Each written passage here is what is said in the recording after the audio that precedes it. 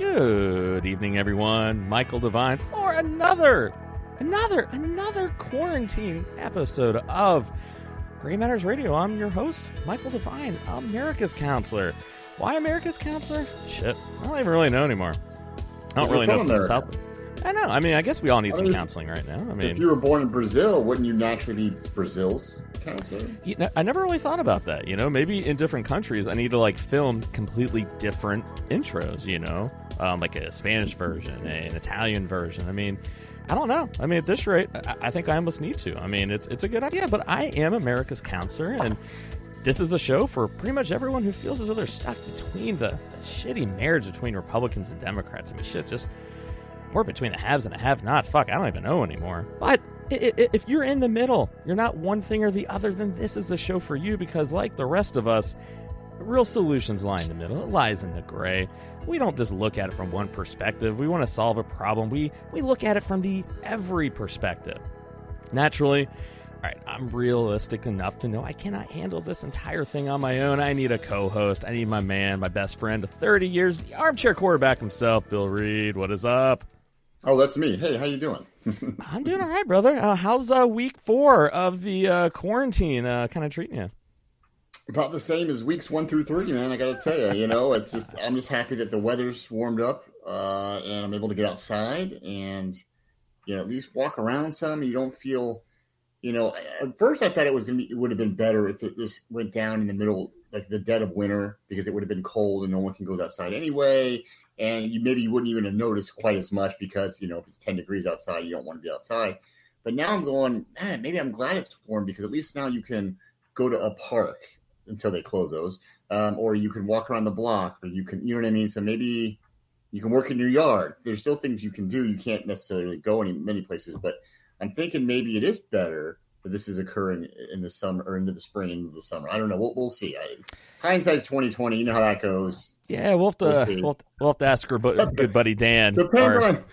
Ask me in September when we're still on freaking lockdown how much I enjoy it. So I don't know.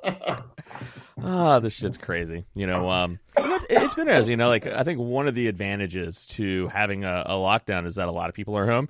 A lot of people are listening, and apparently, like, dude, we shattered our records for our episode last week. As of recording right now, we have like 8,400 views. I think something stupid like that. Our previous high was 6,700, so we shattered everything. And only a fraction of those were, you know, Mike D's angry ex-girlfriends who just listened just to hate on him. So I know. It was kind of weird. I was like, wow, you know, and then apparently we're huge in, like, Stog. Like, so I don't know, like, why we're so big there. I always have a foothold, I suppose. Who knows, man? But yeah, I mean, dude, like, that's kind of nuts if you think about it, man. I mean, we've been doing this show a little over a year, and we're approaching almost, like, I mean, at the rate it's going, I mean, it's going to be over 9,000 downloads and views for an episode, man. I mean, that's crazy if you think about it. Crazy, man.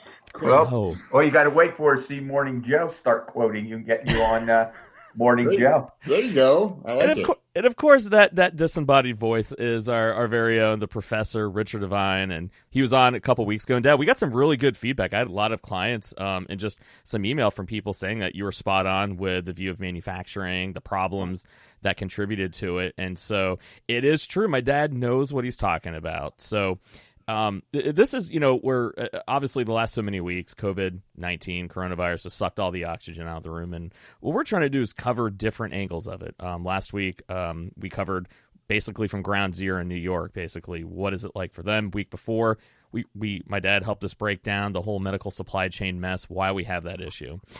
We wanted to invite my dad back on because and I'm hearing this with my clients, is that people are a lot less afraid of the virus. What they're more afraid of is the economy.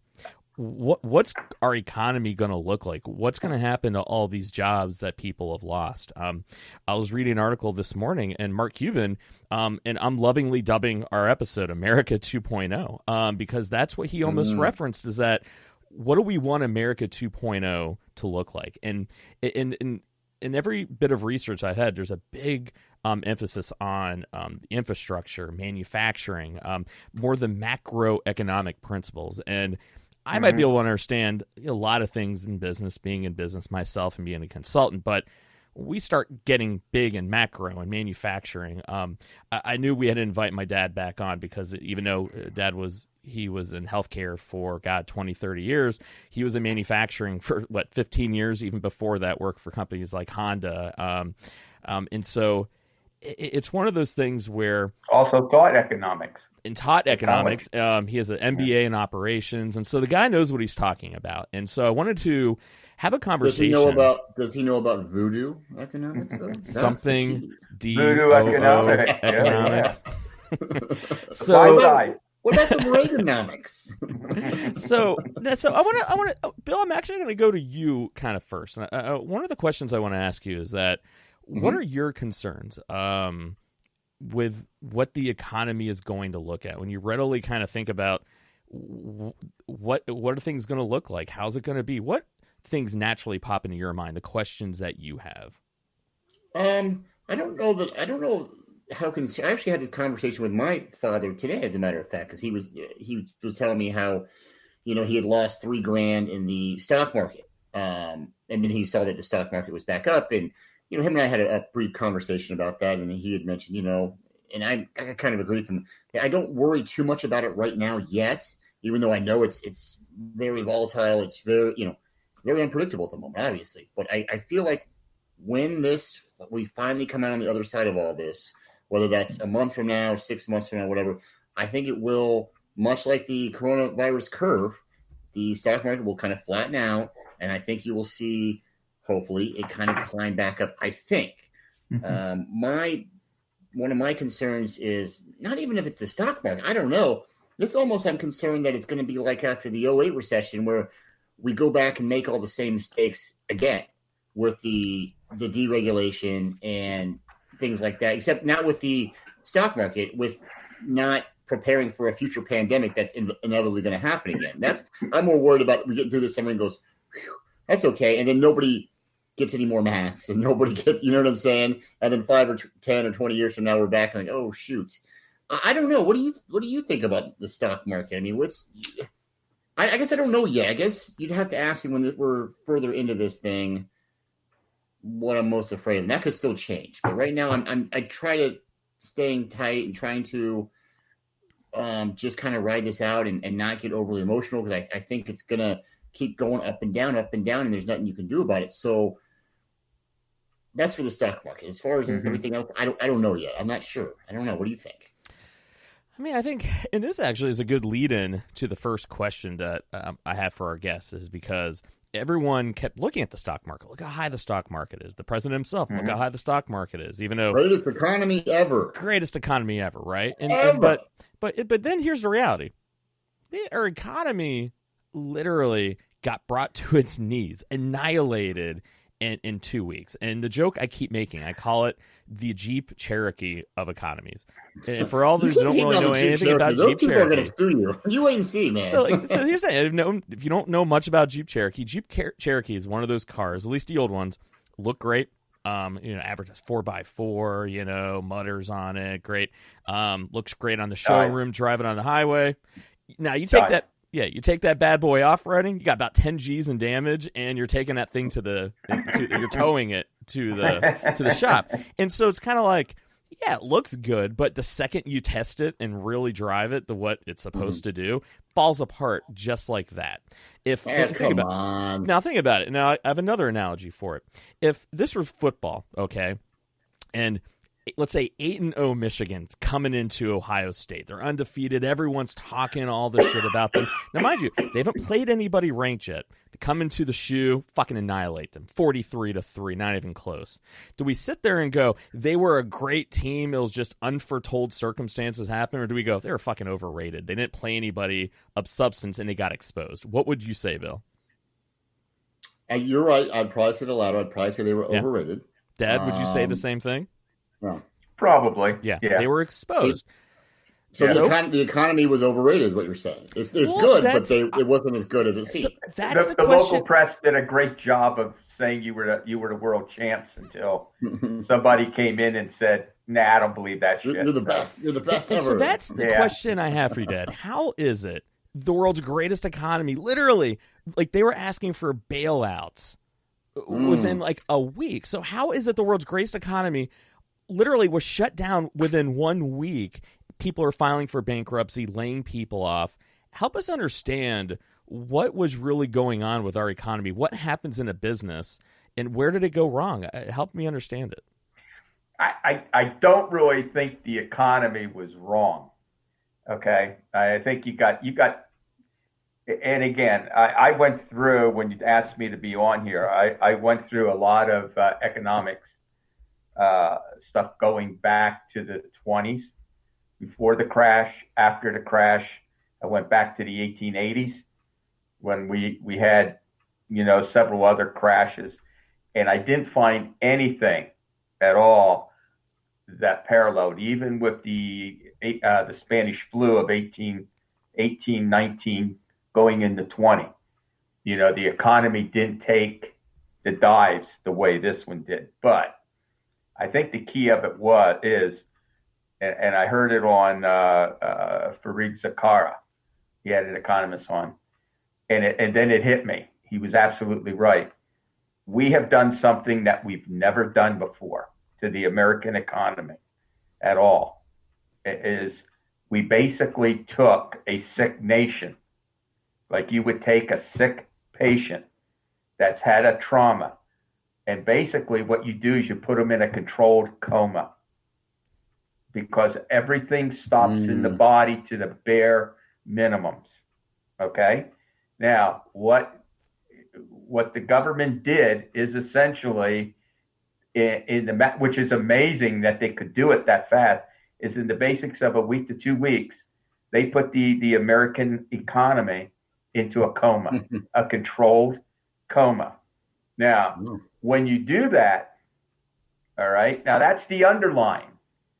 Now, on top of that was now a causal effect of putting the economy in a coma, is then basically you've reduced demand.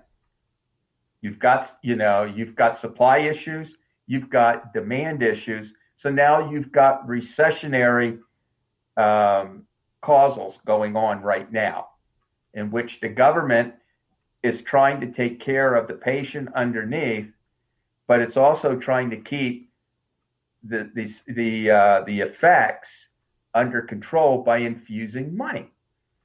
And I'm sitting here going, think about it. Every depression, recession, going all back, you have the causal effect being low demand, a collapse of the stock markets, everything underneath.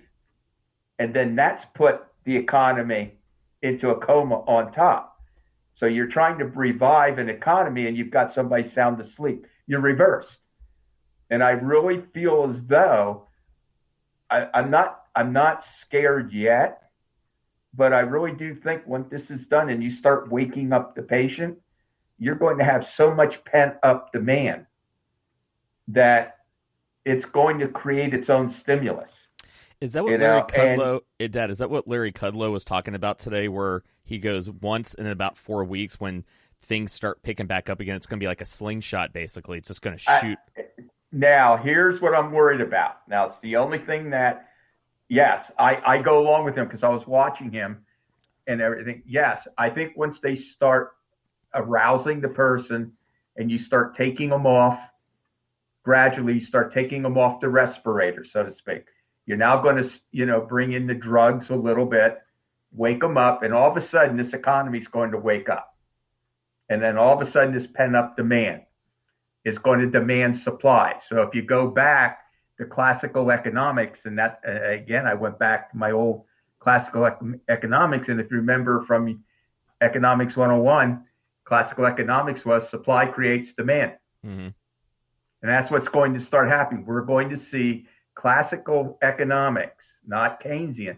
You're going to see classical, to where supply is going to create demand. And then that is going to then begin the rejobbing, because people will want to go back. You're going to have a bunch of people that are out of cabin fever going to jump on these places. And there's going to be some that aren't coming back. And that's what what's going to happen to all those jobs. Yeah. The weeding effect is going to take the weaker ones that were, and I really look at it saying that there were some that were on the edge even before this. Yeah. This would have put them over the edge. So they were going to, every day you go through your shopping centers in Columbus. How many of the stores are closed down? Restaurants up, restaurants down. It's the most volatile industry in the service industry are restaurants. They go bust, they go boom. Yeah. Now, all of a sudden, this is going to come back, and that demand and supply is going to start creating new demand. Okay.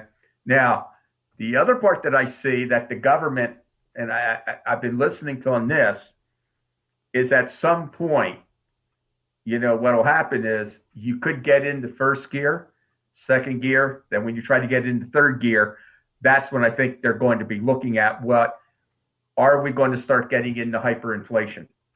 Because we threw a lot of liquidity into the system. So you now have too much money chasing not enough goods. And that's which now you bring yourself back to inflation. Yeah. Which is it going to be in like Bernanke during the recession of 2008, 2010, the Great Almost Depression? They overloaded the system with liquidity because that's what caused the Great Depression. Mm-hmm. Is there wasn't enough liquidity and the banks went out. The key is going to be and Bernanke will tell you that. Now I've got to find a way to pull all that liquidity out before it goes into hyperinflation. Now, and I think that's going to be the key points. But I think the stock market is showing only the volatility of news, to be very honest. The oil markets are coming into play. You still have a lot of unsettling issues. Well, what's China doing? Well, we don't know what China's doing. They're not giving you right information. You don't really know what the hell it is that they're doing. Yeah. And the key is the stock market is so intertwined with globalization. I was just going to mention globalization. I'm glad you did that. I was going to bring that up. And I heard it today, and it goes back to what we talked about the last time. The key that's got to be done is, I think this is going to awaken, is when Nixon started it, when he started what was called the New Federalism programs. Okay. Reagan then comes into where they wanted to put more power to the states and less power to the federal government. You got the tea movement and everything. And when manufacturing moved out, and I've just lost my train of thought, but when they went into there with the states, the federal government, and if you look at it now, everybody's been on there, reducing regulations on business, letting business do what they want under the New Federalism, reducing tax loads on the business. Okay, it had NAFTA. All these things went on, and what did business do? They went overseas. And today I heard it from, I think it was DeVine or it was Cuomo. When this thing is over and done, we have got to stop relying on foreign manufacturers for our supply chains. These businesses have got to come back. And I think this is when you'll see the new federalism, as Mark Cuban was saying, the government is going to step in. It's going to have to become the caretaker. And I think the key is going to be is the government is going to mandate a lot of changes because the states now, the federal government came out and said, states, you're on your own. And the states are now finding out we're having to try to go overseas and you can't do it. And I think there's going to be a lot of pressure on the businesses, And this is where that's going to be the Infrastructure Act. Well, and Dad, and this is where I think to understand what the treatment needs to be and what we need to do to make sure this doesn't happen again, we have to have an understanding or a basic understanding of why we're in this mess to begin with. And now I want to run by a theory based on some data that I've been looking at. And I don't know if it's legitimately based in real economic theory, but the thing I keep going back to is how quickly things went awry. And I'm looking at companies with billion-dollar revenues, and you're sitting there going, dude, you should have plenty of cash on hand. But then, when I'm doing my research, I'm sitting there looking at, I see one airline, I think it was Delta, I believe, Delta is asking for $50 billion bailout, right? You know how much they spent on stock buyback last year? $45 billion. So and then the second thing, so that's one part of it. Happen. So I'm looking at if banks after the 08 crash have minimum amounts on hand to cover any losses, any bets that they had. I'm sitting there going, why is it companies aren't allowed? Why is it that companies aren't held to that same standard? Because I'm looking at, shouldn't they, if they didn't have all the stock buybacks in their consulting work that you and I worked together, one of the things you always looked at was, why are you paying your executives so much? Because it eats up too many C-suites, too much stock buyback. Mm-hmm. And it's like, it seems like they overextended themselves. And then when the money stopped coming in, they were fucked. I mean, is that true? Is one element to this is that they didn't have any cash on hand? Isn't that egregious? Well, I think the key of it is executives, CEO pay is based on, and as I always told you, remember when I worked for R.J. Reynolds? Mm-hmm. You know, every day when you walked into the door, what have you done to increase shareholder equity today? Always. That the first thing, here's what your stock opened at and closed. Here's what its future is. And at the end of the day, you should be able to say, well, what did I do to be able? And I think the key of it is when they started linking CEO pay to that stock market and performance of the stock, you basically created a whole new thing where it wasn't to the stockholders. It wasn't to the people working for them. Shareholder value. It was to the board of directors who was going to say, this is your money. Which is why they did stock buyback, right? Because it artificially inflated their stock prices pretty much. Yeah. And he could go, look how good I am. Yeah. Look at my stock performing. Now give me my $12.5 million bonus. So are they almost the equivalent? Now, are they almost like the equivalent of a real estate company that just keeps buying properties, but it's not liquid? They have no liquid cash. Is that basically what happened when the money stopped flowing? Well, they basically, as soon as they get the cash, they're doing something with it. You know, they'll put some into R&D. They'll put some into physical. Okay, but it's like a hospital sometimes. If you ever take a look at the balance sheets, they're not making any money from hospital operations. It's a loss.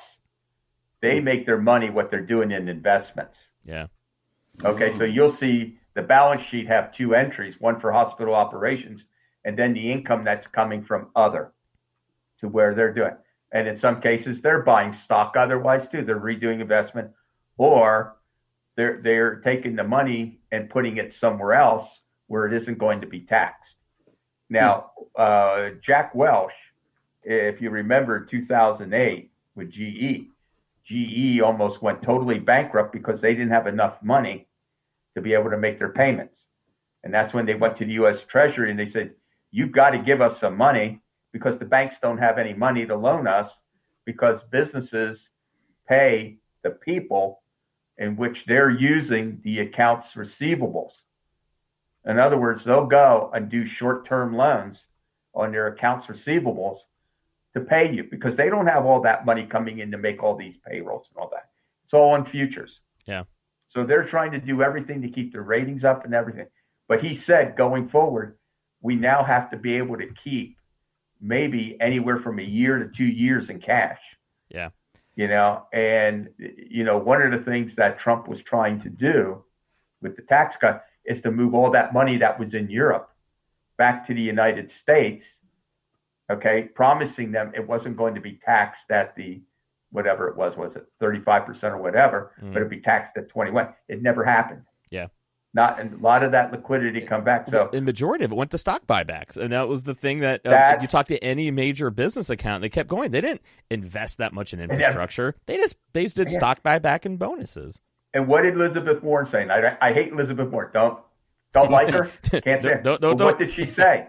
You give that to business, and the worker is not going to see it. It's going to go to buybacks. So now, is that then part of the one of the solutions where we have to change that to make sure that our economy isn't brought to its knees again?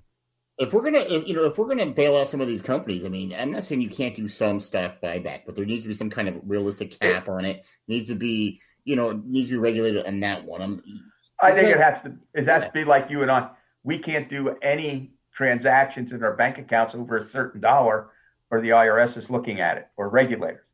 I really think it has to be done. If there's a buyback, it has to be done on a percentage basis or whatever, not just carte blanche. Yeah. But it has to be within a formula of how much you're allowed to buy back.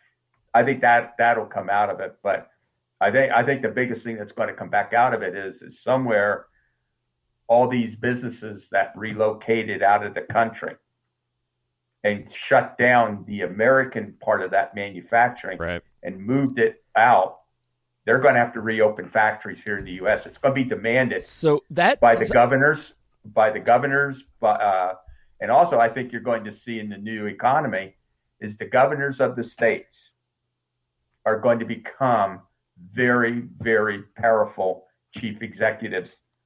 Okay. And Washington is no longer going to be saying the states are subservient to the federal government. I think the thing has changed. These governors are coming to bat, and they're starting to learn to do on their own. And the federal government is going to become subservient to the states. Well, and this is, and Bill and Dan, I'm curious to get your reactions. Like when Jared Kushner made the comment, and this was like almost a comment heard around the world when someone was making a comment about, hey, our strategic, the strategic reserve for the states, and he's like, no, it's ours. We just simply give it to you. As taxpayers, I mean, Bill, I'm going to go to you first on that one because Dad's letting into something, the power of the states. Right. How did that play with you? Because I know you're a strong Trump supporter, even though I wouldn't necessarily say you're a Republican. But how's that play with you? No, I'm not a Republican, but I am a Trump supporter. Yeah. I wasn't a fan of that. I thought that was not a good thing to say, even if you're thinking that. That's not what you want to put out there. You want to say we're all working together, we're all in this together. It's the standard issue response. You don't want to say that because whether you're right or whether you're wrong, it's going to be portrayed as a terrible thing to say because it is a terrible thing to say. And you're right. Me as a taxpayer, I'm going, wait a minute, that's my shit. You work for me. Yeah. So I pay a higher tax rate than you because all your fucking is investment. So that shit's more mine than yours. I'm your boss. Yeah. So let's get something straight here. And right. And that's, again, even if he's thinking something different, he needs to not be, he needs to be saying the right thing. And just, again, we're all in together. We understand. We're doing what we can, blah, blah, blah, blah, blah. Dad, you're a veteran. You fought for this country. So how does that come to play across to you going, no, that's ours, not yours? I'll go into two ways. Okay. Just follow me through on this one. Okay. After World War II, when the U.S. was caught with its pants down, we basically had no strategic reserves from rubber. We had oil, but we were completely depleted of rubber. We were going to make airplanes, but we didn't have any rubber for tires. We had strategic metals that we needed to be able to build aircraft, everything. And one of the things that after World War II is the government actually started going in to the marketplace and became a strategic buyer. Okay. And if you remember in your economics, the circular flow of money is, the thing is equal to investment, consumption, government spending, government. So the government went in after World War II and during the Cold War and said, look, if we ever have to go to war and we're cut off from our markets, we have to have strategic reserves that could be used and funneled into the manufacturing system to build these elements of war. All right. And that goes from steel, oil, aluminum, medical supplies, you name it, the government buys it. Now, those strategic reserves, like oil, when we created the strategic oil reserves, is how many times did the presidents go ahead and threaten world oil prices? Well, we're going to release supply. We're going to let some oil. So the government used it to control in the 60s, control these steel companies, the monopoly of the backlash. Steel. Remember the backlash that Bush got when he was going to release it to bring price? People are angry, like that's our strategic reserve. You can't use that. So what Jared was going in and saying, and believe me, not a defender, in its practical sense of what it is the government purchases and stockpiles for national emergencies in time of war. So the key being is this, and He was basically right on a technicality. He was right on a technicality, but also right for being a total fucking douchebag at the same time. Right. Yeah. It was not the right thing. Here's the key. Okay. It's like calling somebody fat. Yeah, I'm fat, but you're not gonna be a fucking dick about it. Like, basically, I mean. But the key of it is ever since how you want to come to states have always gone to the federal government with the hands out saying, I'm going to keep my money. I'm using, you do it for me. Money. Yeah. You do it for me. And when this all started and everybody started putting in 30,000 ventilators, it all came, and then everybody's coming in and saying, you know, I think in a fit of anger and saying, you know, guys, you guys got your own purchasing departments. You've got state-run healthcare systems. The federal government is helping you. What are you guys doing out there to get your stuff? Why are you relying on me? If I pull my strategic reserves down to a certain point, how do I protect the people in the field if all of a sudden the world goes into a world trade over this thing and we've got to go to war? You know, so he's being very snotty and snooty about it, but now the governors, if you heard them all, we don't need you. Right. We're out there. We're buying. We're getting our stuff. We've got teams developed from both public and industry. And that's what I'm saying. This has changed by some of the inactions of the government. They created a monster. Yeah. In which the federal government is now going, and this means any Democratic president, Republican president in the future, they're now going to go up against 50 chief executive officers of the states. Very empowered. Who are now going to hold ones, the federal government accountable. They're no longer in awe or dependent children on the federal government. No. You know, and if you remember, the states before the passage of the income tax law. I was going to ask. The federal government got its money from the states, and the states were very powerful. So that actually, that was a perfect. I mean, probably because we the government now just collects them directly, right? Well, and that's where one of the questions I had, Dad, is that the answer? Is that one of the answers? Where do the states somehow get enough? I don't even know that'd be a 2/3 vote because it's a constitutional amendment. Is that then also part of maybe a solution where if one part is making sure companies have enough liquidity for at least a couple months, having some type of controls over stock buyback, liquid cash on hand, do the states need to take the power of income tax back? Because if I recall, back in the day, it was if you don't balance the budget, we're not releasing the federal income taxes. Can the states take that power back? If you go by your libertarians, Rand Paul and his father. Yeah. What was the first thing that they were going to do in the first 90 days of their administration? Is get rid of the IRS, the Internal Revenue Service. They were going to 86 the IRS. That's right. Yeah. You know, I mean, the states have the power again. I mean, it's really what we're talking about here. And he was going to audit the Federal Reserve too, and wasn't there a lot of things? I think the worst thing that ever happened to anybody is the passage of the 16th Amendment, which was the ability of the government to tax directly. It basically started, and that came under the progressives under Wilson, under a Democrat, in which, you know, now the government could go into deficit spending. Up until that time, the government, you know, it was done by a per capita tax. The states controlled it. Okay, so now the federal government, they didn't have to worry about the states. So the states started going down. I think we basically have seen the pendulum swing this way to where executives, and I'll tell you the truth, I love DeVine. Yeah, that is one of the strongest chief executives out there. Governor DeVine, I got to tell you, I wasn't a big DeVine fan going into this. Was anybody? He really, I'm telling you, yeah. I think Illinois, and I'm trying to remember the other one. Gavin was it Gavin?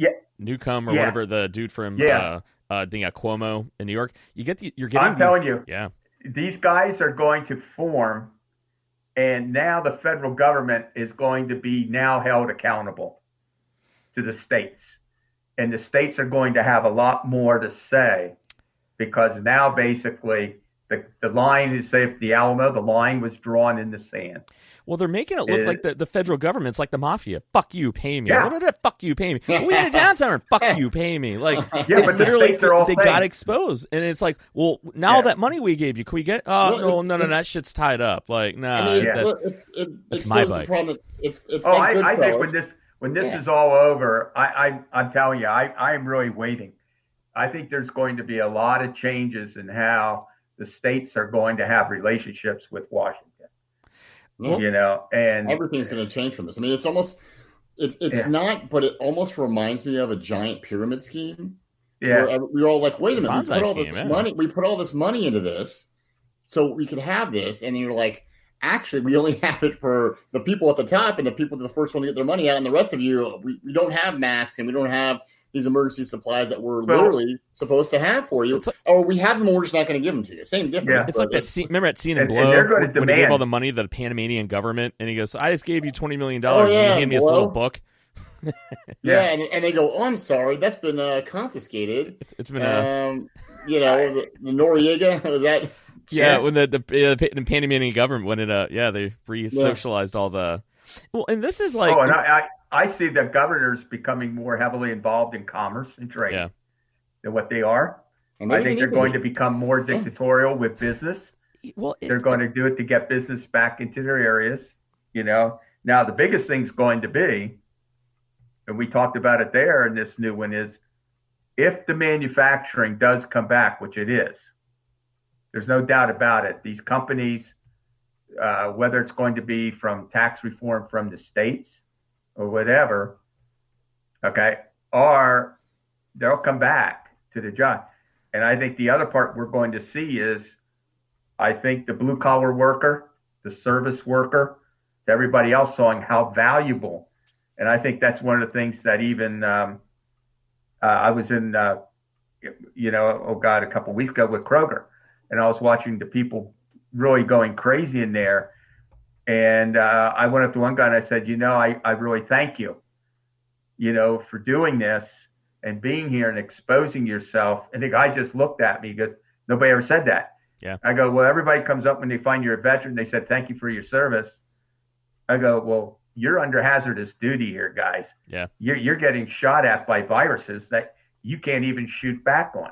Well, it's shit. Remember, shit paying. And this and think about it. Now, this is Now, this is a big question I have for you because, and this is once again well beyond my pay grade, but I made a joke about it a couple weeks ago when I was checking out a store. Once again, like you, I was thanking them, and I was like, listen, how are you fucking guys out? Fucking band all together. And go, my ass ain't coming in until you pay me $20 an hour. He goes, I never really thought about doing that. And then literally, we have seen in the last week, we've seen multiple Amazon warehouses, fast food workers, postal service.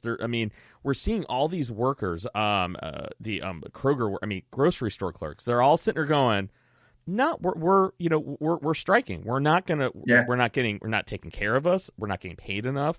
And so one of the reasons why we're in this mess was because, a lot of the labor unions, they jacked up. If you watch any of the Hoffa movies, any of the mobster movies, the mafia used the unions' slush funds. And so then they had to make the workers get paid exorbitant amounts of money just to cover the money that they were stealing from the slush funds.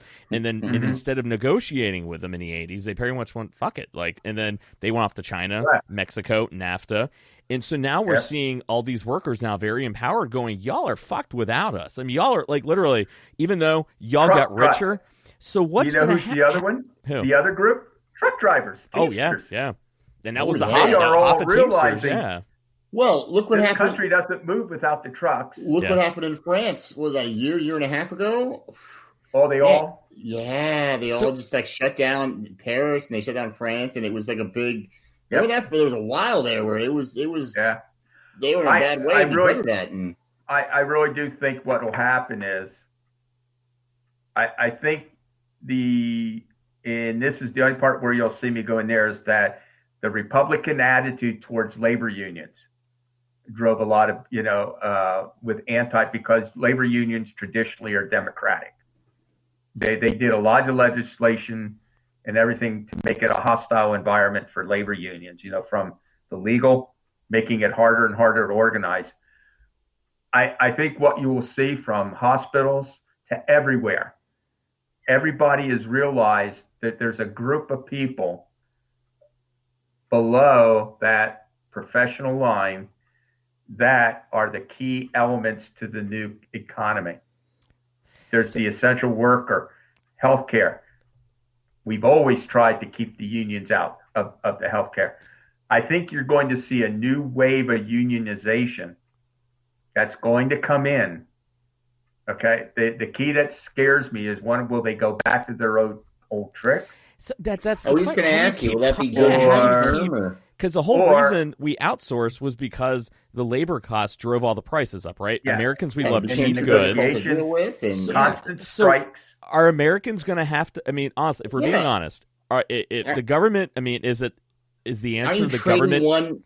You're trading one. Yeah, I really just don't know, but I think the key that you'll see, I think the unions are themselves, the leaders of are going to try to take advantage of all these people that have had to work the hazardous duty. They have all felt they've done it, and now what they're going to do is it's going to be an open environment to the collective bargaining.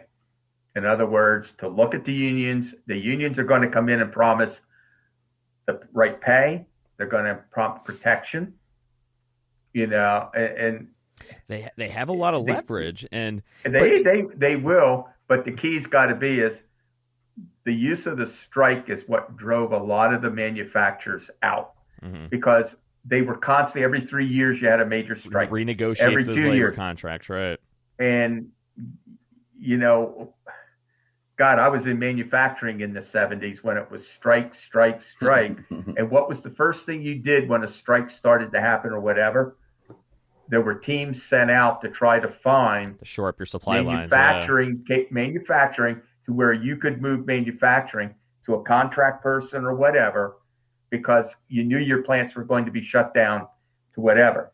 So instead of just trying to find it in the U.S., NAFTA came along and said, hey, I can go to Mexico. These people will be great. I pay low. I go outside the U.S.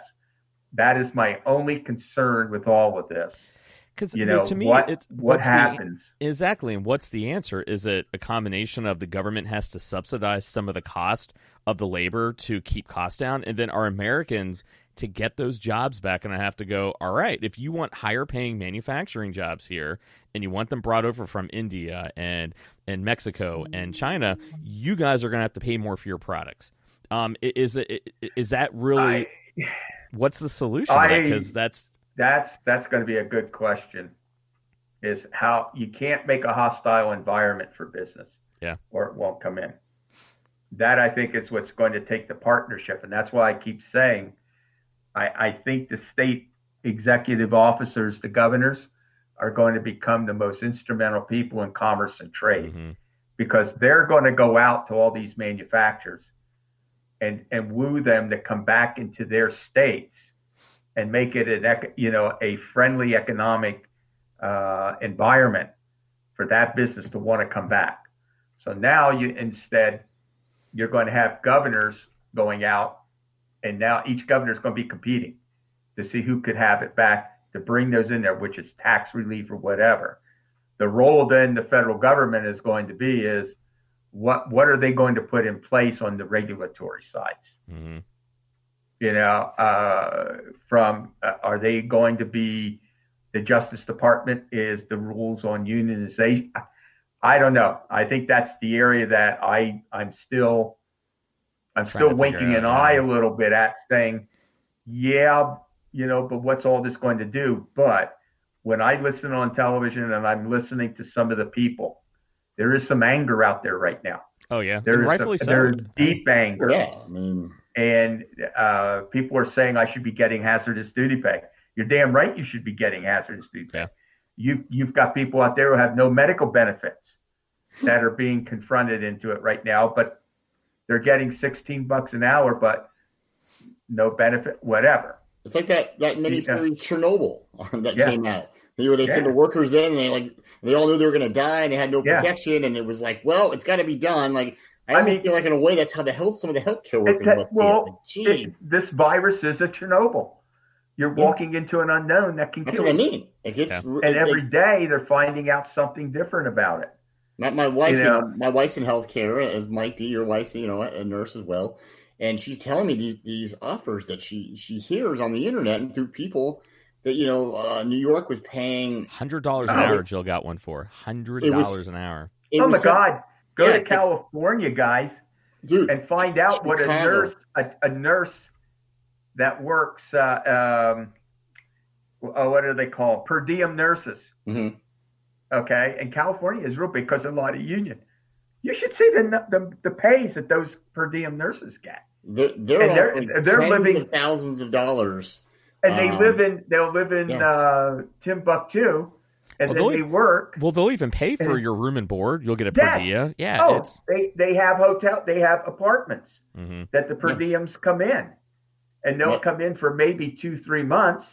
Then that's it for the rest of the year. They're gone. Yeah, she said something today was Chicago now has trumped everyone, and if you volunteer and you qualify and you go into Chicago and volunteer, they are offering for 2 months. You have to dedicate yourself. They are offering $100,000 for 2 months. That's what it's up to. I'm telling you.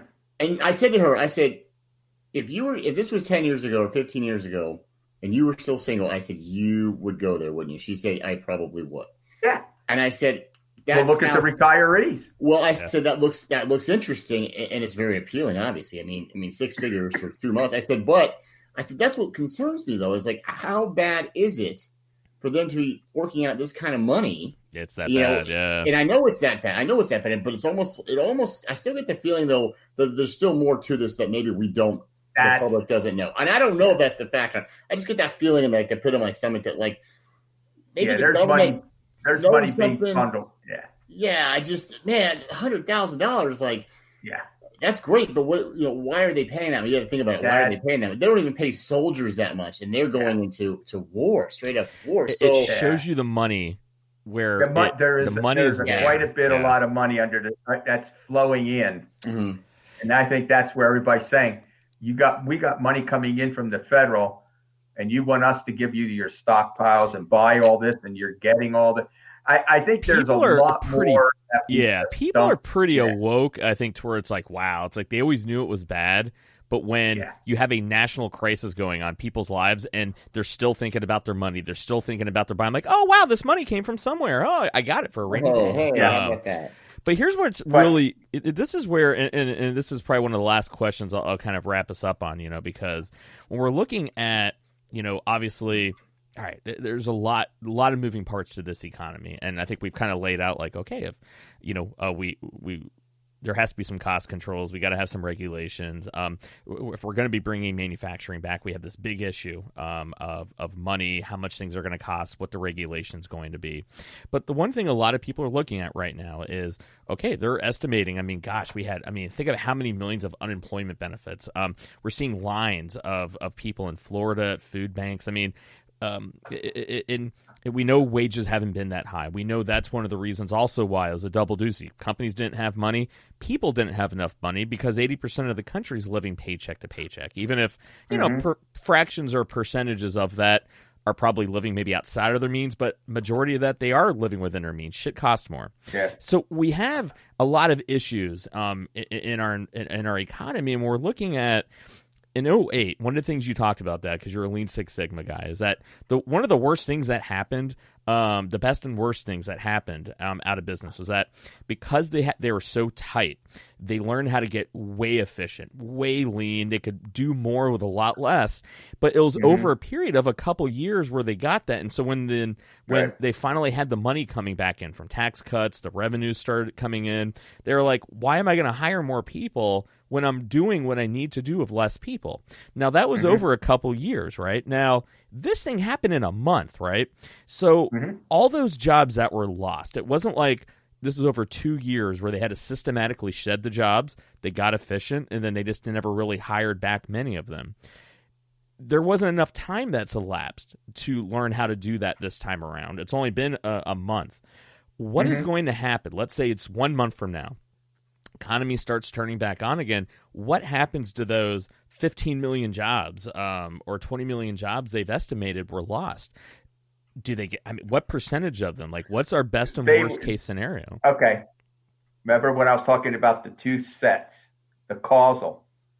Okay, those 15 million jobs came from the causal part because you still got part of your economy working. There's still manufacturing going on. There's still some service. But you have this one set, like from the how you want to put it, the one part of the service industry that was considered non-essential. And that tells you where a lot of the jobs were created in the expansion was in this service industry, which were part-time jobs with no benefits or very low minimum wage or whatever. So when you shut down your drive-throughs, your McDonald's, you shut down your restaurants, you shut down department stores, all that was a big bulk of your employment. Now, when you drive up there and saying, okay, now I'm going to start now putting in different juice into the patient. He's going to start coming back up. Okay. Now all of a sudden, all right, this patient is awakening. Restaurants are opening that had the wherewithal, that were solvent. It's going to create now more and more because there's not going to be, okay, this over influx. It's contracted. All right. So now it's going to overwhelm to where now supply creates demand, to where now if restaurants are open, those restaurant entrepreneurs, they bankrupt one restaurant and they go in, they can open up another one. They just, you ask how many they do, they constantly are opening or in the serve. That 15 million people, half of it could be coming back as soon as the economy and the department stores open up, the Cabela's open up, all these people open up, they're going to need all those people back. They're all going to start coming back. The ones in which the businesses downturned a little bit will now supply creates demand. It'll be brought. Demand is going to create the supply now, and then they'll come back in. Now, that's where I was saying, you may get out of first gear, go to second gear, you're going to go to third. That may be the hardest part is because now you got this residual, okay, and there's that group. That do they become your hardcore or whatever to get them to the job? Now, and I really do think it's going to. But I think there's a problem here with that logic. And I'm going to get, Bill, your opinion on this one because I know me personally, like one of the things that Jill and I have been talking, I've been hearing a lot of people saying this is that, so a lot of people like in my position that are self-employed, that we have less money coming in. So we've offset a lot of that because we're not going out to eat really. We're eating at home. We're not buying shit we don't really need. And I'm not going to lie, I've liked being at home a lot more. Like Bill always makes a joke like, Mike, you're like the hardest working guy I know. I mean, and I've been sitting there going, fuck, even though it's like a little stressful, like having that much less money coming in, I've kind of liked it. And I'm sitting there going, man, maybe I could buy happiness. I'm there going like, dude, maybe I can buy like I could have 6, 7 less clients a month, a week, whatever. And I could buy less shit I don't need. And I get to be home with my family more. We've heard a lot of people saying that, wow, I can just get takeout. I don't even got to pay a waiter. Jill even mentioned like just random things that she would buy. We're not buying now. So my personal thought is, I'm curious to get your opinion on this, Bill, that do you see your habits permanently changing to where are they overestimating that people are going to have the same level of demand? I know I'm a regular voter, but I know for me, I'm going to make a conscious decision. I want to work less. And spend more time with my family. I'm gonna eat out less and have less shit. Bill, I mean, I don't know what conversations you've had, but we've kind of, in a weird sort of way, as I've kind of mentioned before on this show, is my family and I, we are already kind of ahead of the curve on this, and already have been for the last 8 or 9 months, in terms of cutting back and just not, like you said, not buying as much stuff as maybe you don't need and not going out quite as much.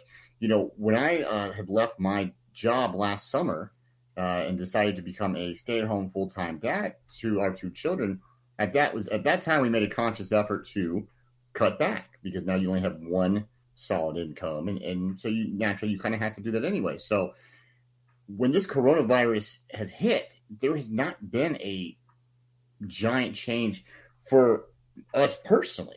Obviously going to the store and certain items not being there that you expected, things like that, that's frustrating and that's a change. But what you're talking about, not buying as many things or not having as many things to do, there isn't a huge change for me. Like I said, I kind of got over that about 8 or 9 months ago. It took some adjusting. So, and my wife's in healthcare, so she's obviously still going to have a job. So there isn't a lot changing as far as, but it's interesting what you said, though. And I'm not saying we're quite there yet, but there's a quote in the movie Fight Club, which fantastic movie. And it's when the main character, Edward eventually Norton, the things you own will end up owning you. Well, that's a good one too. I'm glad you brought that one up. But this is after he has lost his apartment in a fire. Every piece of clothing, everything he owned in his apartment was completely blown up. He has nothing. Doesn't even own a car. And Brad Pitt says to him, which I thought was very poignant. And again, I don't think we're there yet, but he said, when he's kind of sitting there and he's defeated, like my whole life, everything in my life was in there and it's gone. And you're starting from scratch again. And he's like, like you said, kind of saying he's free, but he says, it's only after you've lost everything that you're free to do anything. Mm-hmm. And I was like, wow, I remember that quote. And I was like, yeah, because now it's like, and I'm not saying we've lost everything. I'm not saying we're there yet, but there is some truth to that. Point, that once you hit, mentally rock bottom, I guess, you have nowhere to go but up. Or once you realize having nice things is nice. It's nice to have nice things, but it's not everything. Or going out to eat or, making big money. That's great stuff. It really is. But like you said, this has kind of forced everybody for the most part to kind of step back and reduce and kind of reassess. Wow, what is we really need all this? Or it's always been the American dream to work hard, get all the shit. But I think, and I work a lot with failure to launch, and what a lot of the young kids have realized, it doesn't make you happy. But we were stuck in it. Now that maybe we don't at first have it does, yeah. Now that we don't necessarily have to be stuck in it, we've always been so scared to make any changes because what if you fuck the economy up? Well, granted, it's broken now. So if there's ever a chance, it's kind of like if something breaks in your wall, and you've been wanting to fix it. Well, it's like, well, fuck. You might as well. I mean, the whole wall's ripped out anyway, so you might as well repair that electrical issue that you've been wanting to anyway. Is this now? Can we automatically rely on spend to save the economy when we're like, but I wasn't happy. I'm not home. I don't want to go out and spend. Were we exposed to where our purchasing power, what gave us where we're at, is buying shit we don't need. It doesn't make us happy. And now that we have a taste of being home, tightening our wallets and realizing we're happier, are Kudlow and all these very wealthy people who still have their money that don't have to change their spending, are they? And Dad, I'm curious to get your thought on this one. This will be like the last point I make. Is that, are they overestimating that people are going to go back to their old habits? Or are they going to go, you know what? I was not happy. I don't want to go back and do that anymore. No, I totally agree. That's where I keep telling you, the jump from first to second is going to be good. Yeah. It's after that is going to be the challenge because, one, I think we've all gotten used to shopping online. Why go through the stores? Yeah. Okay. I heard it where you watch TV now, and it was even said by a couple people, I really enjoy this. Instead of coming to a studio every day, we can do it now because we have visual. Yeah. So are we going to see the traditional brick and mortar services going altogether away different to where we are going to be home? Our business is going to have to change their attitudes to when an employee says, I want to work at home. Yeah, I think you're right. I think you're going to see a big shift. I think you're going to see where people are saying, I'm more productive at home. Yeah. I am safer. Multiple CEOs have been saying I'm happier. Yeah. I'm going to stay. And that's where I'm saying, go from the second gear to the third gear is going to be the difference, because I don't really think if you take a look at what Florida experienced with the millennial, with this one section, they're going to come out and blast, they want to party and all that. I think when you take a look at the generation that you and Billy came from, The baby boomers are already cutting back. Yeah. Because the fears of Social Security, things of that nature. And then in between, but I think it's that grouping from your generations, which are in the 40s now, which is the next big purchasing group, versus to what's over here in there. You guys are all going to change. And I You're think going to be altogether different. I think a lot of us, and that's hard. And now, Dad, everything you're hearing, what are they making the mistake of assuming behaviors will stay the change? And if they are making that mistake, what is the consequence to their plans if the purchasing power is not there? What happens? I personally think they're trying to do it to psychologically keep the people, because I think there is a lot of people rethinking how they're going to approach. I'll be very honest with you. I think the cruise lines are going to be in for a way period of adjustment. Yeah. I don't think people are going to travel that much outside the U.S. Buying shit they don't need. I think they saw some things. I think tourism is going to be to there. I think you'll see a contraction in that part of the industry from the airline, the crew. That's why I think the airlines and the crew are going crazy. Well, think about even like luxury goods. People are goods. Beginning to realize I'm not putting up with this crap. Well, think about even in consulting, yeah, we're doing more and more virtual than being on site. Well, so why, and people enjoy it more. Well, and that's the thing where it's like, and think about if you're sitting there going like, hey, I like being home more. Imagine like, I don't need to buy that purse. I don't need those shoes. I don't need those clothes. You know what? The game is good on my big screen. I'm not going to pay that money. That's where I think they're making a drastic mistake, because a lot of us are going, I am happier not being stuck in this rat race. And then the young kids that already see this, but they feel trapped into it, they're going to, well, fuck that. If it doesn't have to be like that, I don't want it to be like that. And so what happens to our capitalist society when because I've always made that comment of capitalism, and I like capitalism. I mean, it's given us all that we have. I'm not one of those ingrates going, whoa. But we have to ask ourselves, and this is the clinician in me coming out, the American dream has not made people happier. It's made us wealthier. But our happiness has not gone up. And so we've always kind of known that, but it's been very nebulous. Why am I unhappy? I have everything that I was taught to kind of have. I got everything that I need. I'm still unhappy. We see all these addiction issues. And the interesting thing that I'm seeing is a lot of my clients with addiction, half of them are going, I don't have any issues right now. Is because it's like things have changed so much. I'm not stuck in this rat race. And I think what we're realizing is that our society and the way it was structured was the disease in and of itself. And we don't want to admit it, and we never wanted to, because we knew we would have to blow everything up. I had a professor in political science was my minor, and one of the things he said, I asked him one day, well, what happened to all the hippies? And he goes, they became millionaires.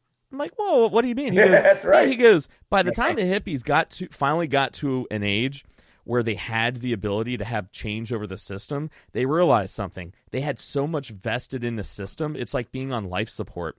They would be screwing themselves. So they're like, well, fuck it. And then when all their other their leaders were pretty much offed by whether it be drug abuse or whatever, they realized, well, fuck it. Generation me. That was the first generation me. And now all of a sudden we're sitting there going, no, I'm happier having less, being at home more. And what happens to our capitalist system when people start realizing that I don't have to buy shit to be happy, and our economy is based upon people buying shit they don't need and constantly having to buy it, so much to the point where we went a week and a half without buying shit and we bankrupted our country. Yeah. That is so sobering. Well, think of this. MBA Marketing 101. What is the purpose of marketing? Get people to buy It's to make you think you need that product and you're going to go out and buy it. Human factors. That's what everyone told me to go into. Human factors. It's creating within that person that this product is so necessary. I got to go out and buy it. Yeah. And when it remakes itself, I got to go out and buy it. I mean, why do I have to have a new car every 3 years when everything's good? Because you convinced me. Yeah, that's what I'm saying. We're going to see a new federalism, which is the whole new economy. Yeah. I mean, there's going to be the base, which won't change. Okay. But you're going to have to look at this other part that's going to come around to this is that there's some people, I mean, even your mom and I, I kind of like it being at home because I take my time. Yeah. I do same Skyping with the consultants. I do my work here. Nobody's yelling at me that I have to be invisible. I go and do whatever I want. If I want to go watch a movie on TV, we haven't been to a movie for how long, and I don't really give a crap. Yeah. As far as I'm concerned, when going out for dinner, it's nice once in a while, but you got takey outing. And now think about this. You got now all these stores that have gone to online shopping. Mm-hmm.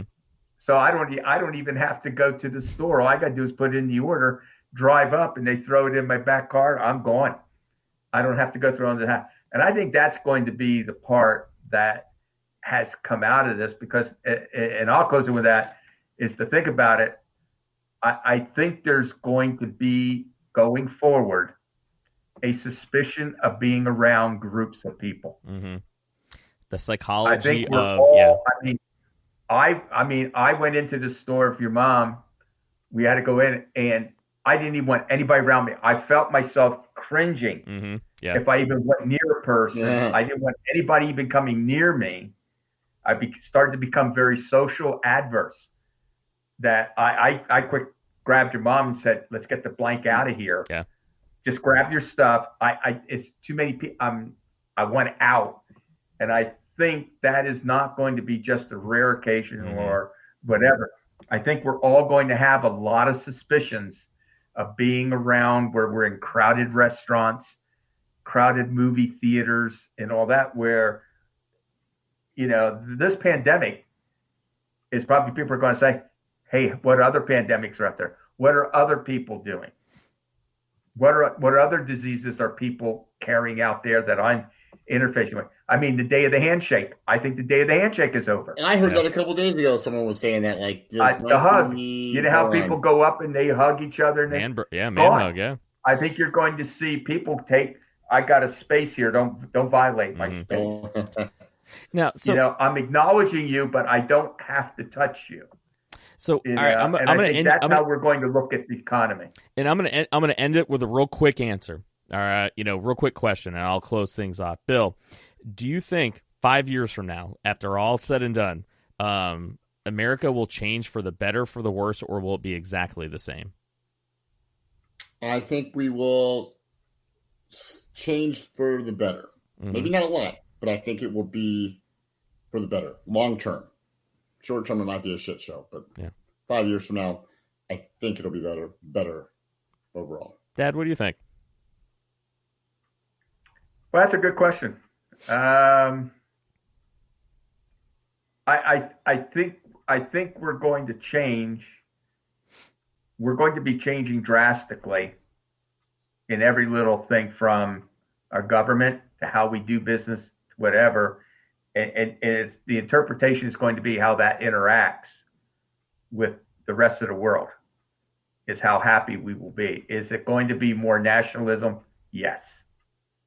The day of globalization, I think, is done. To be very honest, it's going to be very, people are going to be looking very closely because the world can't take care of itself, and why should we get infected by the world? Is really what it's going to be. But I think it's going to be positive in the way. I think entrepreneurially, we're going to see more people coming up with more new inventions, ideas, ways to do things, because the environment's going to now say, you guys aren't crazy, or it's not stupid. The Shark Tank stuff, that is going to become where people, there's going to be an enlightenment of all brand new ideas, from business to everything, that's going to really catch on. So I think that is going to be good. It's interesting because I asked Twitter, my followers. I had it basically, your options were either it was going to be new and improved, an absolute shit show, or it won't change a damn thing. 20% said new and improved, 40% said an absolute shit show, 40% said basically nothing's going to change. So it's, and the thing is, like, the way I kind of come at it is after 9/11, after things at least we grew up with, it was always something that was like a big shot. It was a big shock. But it was always something that was a big hit, and then it subsided. It was almost like an attack and subsided. Something happened, subsided. From a psychology perspective, this is sustained, and it's going to be something to where it encroaches upon basic human survival instincts, to where our brain doesn't want to forget certain things. A terrorist attack, you can sit there and rationalize away and how to keep yourself safe. When it's a virus, something where there is no enemy, it's something that it's almost like you have no control over. It's such a visceral, pre-programmed human defense mechanism. That in and of itself will prevent you from forgetting about it. No matter how much a marketer, a government, anybody, you're not going to forget it. It takes generations to forget that. And from that psychological evolutionary perspective, the emotional toll is going to prevent us just from going out of sight, out of mind. It goes away. And for that reason, I look at, and not even only that, we're so unhappy. That's the one thing that, that's why I have my dad, and the guests that we have in a show, because they're able to, connect into that academic experience part to it. As a clinician, I have mine, but we're also regular people, and we all have real legitimate opinions that are just intrinsic to our experiences. And the one thing that's universal is that everyone was deeply affected by this. Almost everybody knew the way things was messed up. We may have differed on the causes and the players and the underlying conspiracies, but everyone knew things weren't right. And everybody knew that they were not happy. And the one thing I'm hearing constantly is that people are happier right now. The irony is that in the time of a pandemic where people can die, people are dying, people are getting sick, and our lives have been upended, jobs lost, people ironically have a sense of like, this is the way I want my life to kind of be. Yeah, what they really want. But when you have, exactly, so when you have those two factors playing together from a psychological perspective, we're not going to go back to the way we were. And the fact that things are already broken, so that you don't have the fear of, well, we can't change it now because it's going to fall apart. It's like it's already teetering on the brink of destruction. We might as well fix it now and make it to where we can. And that's where I've been so happy seeing our governors step up, going, "Fuck this noise!" Like, I couldn't agree more. But going back to what you were saying is, people are starting to reevaluate what they really need in their life. And you guys were talking about advertising, and the job is for them to make you feel like you need this. And it's like the old, William Blake quote, Mike. You know this, Dick. You do too. When the doors of perception are cleansed, things will appear as they truly are. Yeah. So I think in a weird way, nature, whether this was man-made or just escaped from a lab or from a bat or whatever you want to call it, kind of is doing that a little bit in a weird, twisted sort of way. When I was working and making money, I'd go out and buy. Yeah, sure. A new car every 3 years and all that. Yeah. Now that I retired, went on fixed and all that, I went, wow, this is going to be... I wear the same clothes. Don't go out and buy the clothes. So they wear out to the shoes. I mean, so look, you seriously, do what I do. When my family goes on vacation, like my dad or my sister, I make them bring me back T-shirts. I'm like, bring me back a T-shirt, just an extra large, wherever you get it. I don't care. The tackier, the better. We're all being forced to grow up. I mean, literally, we're as a country, as a society, and this is the other one. And I'm going to end on this one: is that the biggest mistakes I think Democrats have tried to make has been, the country, we're all together, we're all one, all of we're all here together, the country's getting more similar.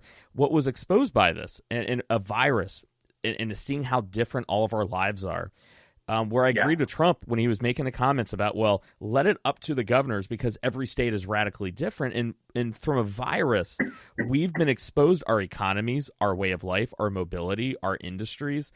we are more different now than we've ever been before, and solutions for one state are going to be different than the next state. The federal government was exposed for having less of a role in governing, telling us how we should govern, how we can do commerce. And I think that's a very good thing, because that's been half the problem with our electorate and why we're so polarized. Everyone's experience is, well, like, that's not my experience. Well, that you're fucked because this is my experience. And it's like, no, they're all different. And no one argued when people were dying, going, fuck it, just do what we have to do for us. And that was the one thing I think Trump and all of them did a good job on. They did a shit job of explaining it. But communication was awful, and the message was terrible. Oh, it was awful. But I get, and my job is, I mean, even though like I have my biases, my job on the show isn't about being right or wrong. It's about what is the truth, and what the truth is, we are radically different. And I think that whole new federalism actually is going to be only federalism in name. The new federalism is going to be the states actually need to start having more power to do what is intrinsically best. If you go from Nixon through all of that, it was states losing power to the federal government. Yep. Okay. Now you're going to see the exact opposite, where the states are going to be taking back the power they gave to the federal government. That's the new. I mean, they all tried to, give the states a lot more power and make the federal government smaller, whatever. They didn't do it that way. Yeah. It's actually going to happen where the federal government is going to have to give up some of the powers that they absorbed from the state. In other words, we're going to go back to the pure Constitution is really what we'll see. But I think, just listening to people in my age group, we're very content. Yeah. Is that you just buy what you need on Amazon, and you're not in there because Amazon's not selling you anything. You're going to Amazon to buy something. So there's no marketing 101. Yeah, that's true. In there. It's, I mean, if I go to a store, I'll look at the price before at Amazon. And if I go to a Home Depot, I'll look at it and say, oh, I'm going to Amazon because it's cheaper there, because I do need it. So I'm going online now more. Yeah. Shit is going to be different, It's a good thing, I do think it's a good thing. And I'm going to rely more on the governors to believe what's going on than I'm going to believe what's coming out of the federal government. That's the other thing that started to happen with me, because I get up in the morning and I'll watch Morning Joe, I'll watch CNN and all that, listen, and I'll start picking things out, but the part that your mother and I listen to, we wait for DeVine to come on because we really feel as though we're getting an Amy Acton. Yeah. I'm getting a better idea of what's with the drugs, the testing, than out of the federal government. And when I look at the federal government, I went, your guys' job was, you've got all this world organ information. You should have been taking that information and assimilating it, and interpreting it, and saying, I need to put in this corrective programs. You failed us. You failed us in the most drastic way a government could ever fail its people. And in the olden days, that could lead to revolution over it. But you guys had all this information out there from the world organizations. You had all these intelligence agencies. You did not interpret any of this to come up with action plans. So now you're in reactive plans. And you're trying to tell us you're doing this fantastic job, whereas 2 years ago, the coronaviruses were out there, And I was just sitting there going, you guys are in for a rude awakening because the people are going to hold you accountable. Who I think is doing right now? Who I think is doing an amazing job? We are the 614 Radio Network. All right. Okay. I want to thank you guys, man. I know, it's crazy times, but it's all about leaning on each other and talking and learning. And I think now is more than time than ever to stay connected as much as we can, to learn, to keep an open mind, because for once, I think we see, what can happen when things get away from us, but we have another chance. We really do. And that's what I'm looking at. I asked you guys, hey, how do I think you guys think it's going to go?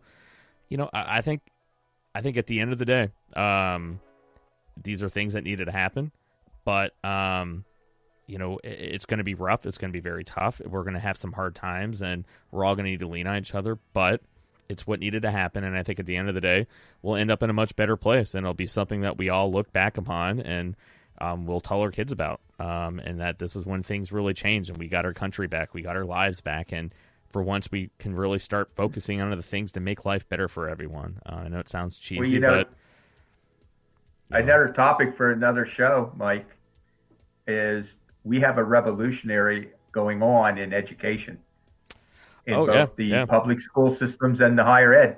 Do the kids really do we need to support all these schools, or should we be taking schools to the virtual at home? Dude, I know. There's a program's going to be out of this. Do these kids really need to be in a school? Yeah, but you can't charge them $25,000, $30,000 a year. You know what I mean? There's a lot going to be changed. There's another topic. There's a topic for you for another. Let's come back to that one here in a few weeks. Where does education go after this? With all the kids being, online teaching, with teachers instead of being, do we need to support? Do we need to have all these taxes to support these schools when it could be done over the virtual? There you are. That's going to be revolutionary in its own point. There's so many angles to cover, and hey, we're going to be covering it right here, right? Yep. So, all right, let's get out of here. I think we did our job. All right. I want to thank you guys for taking the time, Dad. As always, we appreciate your knowledge, your history with it. It's more valuable and salient to other. Bill, my man, my wingman.